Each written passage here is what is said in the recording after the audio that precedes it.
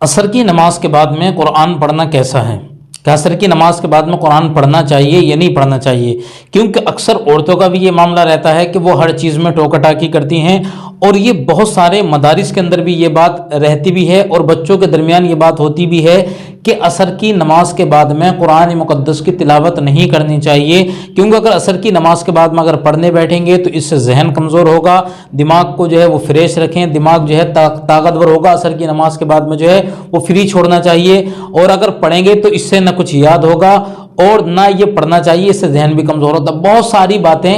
چلی آ رہی ہیں، تو عصر کی نماز کے بعد میں اگر کوئی قرآن پڑھنے کے لیے بیٹھے، یا ظہر کی، عصر کی، مغرب کی، عشاء کی، جب آپ کی مرضی ہو جب قرآن پڑھیں، اس میں کوئی حرج کی بات نہیں ہے، چاہے عصر کی نماز کے بعد میں ہو، چاہے عشاء کی نماز کے، چاہے ظہر کی، جب آپ کا دل چاہے جب آپ پڑھیں، کوئی حرج کی بات اس کے اندر نہیں ہے۔ لیکن ایک بات کا دھیان رکھیں کہ جب عصر کے فرض پڑھ لیے تو عصر کی فرض نماز کے بعد میں جو ہے وہ نفل نماز کی اجازت نہیں ہے، نفل نماز سے جو ہے وہ منع کیا گیا۔ لیکن اب بہت سارے لوگ قرآن مقدس کی تلاوت کر رہے ہیں، تو ان کے ذہن میں یہ بات ہوگی کہ بھئی جب عصر کی نماز کے بعد میں یہ نفل نماز پڑھنے کے لیے منع کیا گیا تو سجدہ تلاوت اگر آ گیا کسی کے سامنے تو کیا کریں؟ تو سجدہ تلاوت سے منع نہیں کیا گیا، اگر آپ کے قرآن میں پڑھتے پڑھتے سجدہ تلاوت اگر آ گیا تو آپ عصر کی نماز کے بعد میں بھی کر سکتے ہیں، اس میں کوئی حرج کی بات نہیں ہے۔